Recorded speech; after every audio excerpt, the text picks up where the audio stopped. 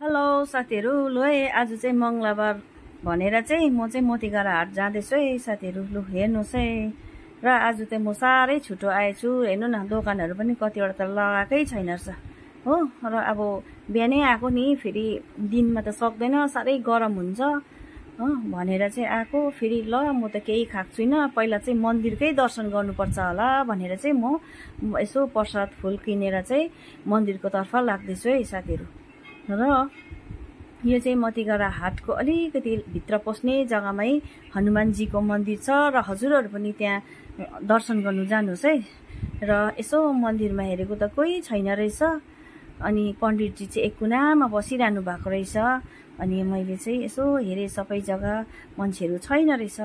आज चाहिँ पूजा मजाले गर्नु पाउने रहेछ है भनेर सोचेर र बाहिर निक्ले। त्यहाँदेखि हात खुट्टा मुख खकालेर त्यहाँदेखि भित्र पसे र शिवजीमा मैले जल चढाएँ। सबै ओम नमः शिवाय, ओम नमः शिवाय, ओम नमः शिवाय भन्दै जल चढाएँ मैले। त्यहाँदेखिको चाहिँ मैले बिस्तारै अलिअलि गर्दै मान्छेहरू आउँदैछ है साथीहरू हो अलिअलि गर्दै आउँदैछ। र मैले चाहिँ हनुमानजीलाई प्रसादहरू चढाएर सिन्दुर यो सुपारी सबै चढाए, सिन्दुर सुपारी जनै सबै चढाए। र हनुमानजीकोमा मन्दिर जाँदा चाहिँ हजुरहरूले पनि यो सिन्दुर चढाउनु चाहिँ नबिर्सिनु होला है। सिन्दुर चाहिँ अति प्रिय अरे नि त हनुमानजीको। र यसरी चढाए, सबै चिज चढाएर दियो धूप गरेर त्यहाँदेखिको चाहिँ म परिक्रमा गरेँ। अन्त यता शिवलिङ्गम वरिपरि परिक्रमा धूपहरू घुमाउँदै परिक्रमा गरेँ र ढोक गर्दै। र यता पण्डितजी बसिरहनु भएको थियो र उहाँले मलाई तिलक र यसरी रोली लगाइदिनु भयो र दान दक्षिणा गरेर चाहिँ फेरि म यहाँबाट चाहिँ निक्ले। र अब यत्रो हाटमा त निक्लिनै पर्यो, सब्जीहरू त अलिअलि लानै पर्यो साथी आएपछि त होइन। र भनेर चाहिँ यसो के रहेछ भनेर यसो हेरेँ। यहाँनिर त सब्जीहरू कस्तो राम्रो देखेँ, ताजा सब्जीहरू देखेँ साथीहरू। यहाँ हेर्नुहोस् न, भर्खरै खोलिँदैछ, कतिवटा त मिलाएको पनि छैन है साथीहरू हो। अन्त साह्रै दिनमा आउँदा पनि साह्रै गरम हुन्छ नि त। अन्त र यसरी यहाँ भेन्डी ताजा रहेछ। अन्त यहाँ गरेर पर हेरेको त सबै भिड लागेर खाँदो रहेछ। म पनि भोक लागेर त्यहाँ पुरी र सब्जी खानु बसेँ है साथीहरू। भोग भन्दा चाहिँ भोजन मिठो भन्छ नि साथीहरू, त्यसै कारण म पनि बसेँ, खाइदिएँ। त्यहाँदेखिको चाहिँ आलु छान्नुमा गएँ है।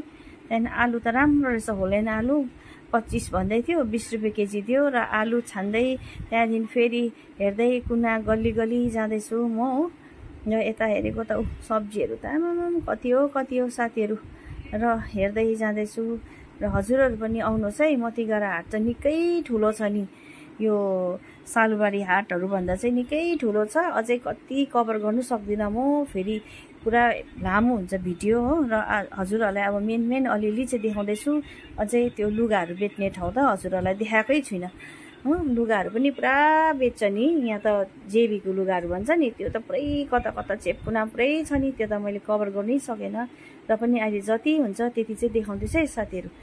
मरमसलाहरू बेच्छ हो यहाँनिर। अनि सबै सब्जीहरू यहाँ भयो, फ्रुटहरू भयो, सबै यसरी म पनि अलिअलि किन्दै गरेको नि साथीहरू हो। र अब कस्तो गरम पनि लाग्दैछ अब अलिकति हो। र पनि हिँड्दैछु अब यताउता हेर्दै। र अब यहाँ चाहिँ कतिजना चाहिँ यहीँबाट किनेर सानो दोकान हुनेहरूले चाहिँ बेच्छ नि त। अनि यहाँनिर हेर्नु न, सबै हतियारहरू पनि पाउँछ है, मार्तलदेखिको लिएर हो सबै पाउँछ। त्यहाँदेखि चाहिँ म माछा किन्नु पर्यो, माछा गल्ली जानु पर्यो भनेको चाहिँ यहाँनिर चाहिँ यसरी ढाकीहरू सबै बेच्छ। त्यहाँदेखि यहाँ चाहिँ सित्रा सिकुटीहरू भेट्दै जान्छ है साथीहरू। हजुर हेर्दै जानुहोस्, सित्रा सिकुटीहरू पुरा छ यहाँ पनि, होलसेलै हो है साथीहरू। यहाँनिर चाहिँ अब तपाईँले अब सित्रा सिकुटी भन्दाले थुप्रै भेराइटिज हुँदो रहेछ नि त यसमा त, मलाई त थाहा थिएन। तर मैले पनि यसो हेर्दै सोध्दै होइन गर्छु। तर म चाहिँ त्यति खाँदिनँ, तर अब अरूले त खान्छ नि त साथीहरू होइन। र यसरी सबै बेच्दैछ हो। बोरा लगेर चाहिँ अब दोकानहरूतिर लगेर बेच्दो रहेछ। र यसरी हेर्दै अब यहीँ गल्लीबाट चाहिँ माछाको मन्डी भेट्छ नि त। अन्त यसो सबै हेरिरहेको नि साथीहरू, आएको बेलामा घुमिराख्नु पर्यो भनेर नि। अन्त गरम हुँदैछ नि पुरा साथी। म त फ्यानले हम्किँदै र पनि निकै उयो भित्र पसिसकेँ म। अब चाहिँ मेरो माछाको देख्नु थाले भनेर चाहिँ अब माछाको दोकान देख्नु थाले भनेर चाहिँ देखि पनि हाल्यो। त्यहाँदेखि छिरे है, यसरी किन्दैछु कुन चाहिँ माछा चाहिँ लानुपर्ने हो भनेर चाहिँ सोच्दैछु हो। यहाँनिर सबै देख्दैछु है, यतातिर माछाहरू, तर यस्तो ठुल्ठुलो टपतिर राख्ने चाहिँ जिउँदै हुँदो रहेछ है साथीहरू। र यहाँ हेर्नु न, यस्तो टपभित्र राखेको चाहिँ जिउँदो हुँदो रहेछ। र सबै जग्गामा यहाँ यता अलिकति सब्जी पनि रहेछ है यहाँनिर। त्यहाँदेखि यसो हेरेको त यहाँनिर त गङ्गेटा पनि रहेछ। मैले यसो यता हेरेँ, फेरि एकपल्ट हेर्नु पर्यो भनेर जिउँदै गङ्गेटा रहेछ हौ। यो गङ्गेटा चाहिँ खायो भने राम्रो अरे हार्टको लागि भनेर भन्छ है साथीहरू। यहाँ चाहिँ जिउँदो माछाहरू रहेछ है सबै। र मैले पर हेरेँ, मैले मनपर्ने प्रन देखेँ। त्यहाँदेखि भैयालाई सोधेको कति हो भैया भनेको त 320 अरे। र मलाई हाफ केजी लान्छु मिलाइदिनुहोस् न भनेको त लु नि त 150 दिनुहोस् न भन्यो। अन्त भैयाले ल मलाई सफा गरिदिनुहोस् है भैया, मलाई चाहिँ आउँदैन भने।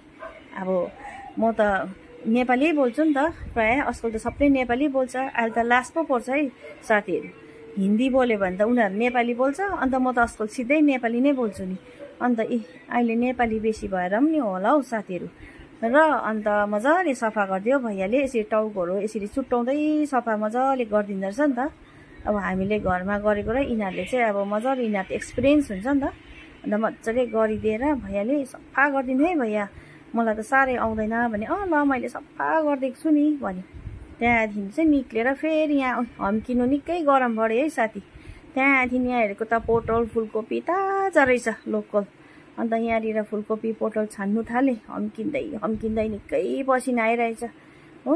के गर्नु साथी, अब हाटमा केही सौदा नलैजाउँ भने पनि भएन, यत्रो आएपछि भनेर लो है अलिअलि भए पनि छानेर लो अन्त लगेँ। ल म त अब फर्केको। र यहाँ चाहिँ फाक्साको हेर्नुहोस् है, यहाँ सुँगुरको मासुहरू पुरा पाउँदो रहेछ साथीहरू। आउनुहोस् है तपाईँहरू पनि खानुहुन्छ भने चाहिँ यहाँ एकदमै पाउँछ। यहाँ पनि यसको पनि हाटै जस्तो अलग्गै उयो हुन्छ, गल्ली जस्तो अलग्गै। र बिस्तारै गएँ। अन्त लो है साथीहरू, अन्तिमसम्म भिडियोमा हजुरहरू मेरो साथमा हेरिदिनु भएकोमा एकदम धन्यवाद छ हजुरहरूलाई। र लाइक, सेयर, सब्सक्राइब गरिदिनुहोस्। हुन्छ, थ्याङ्क यू।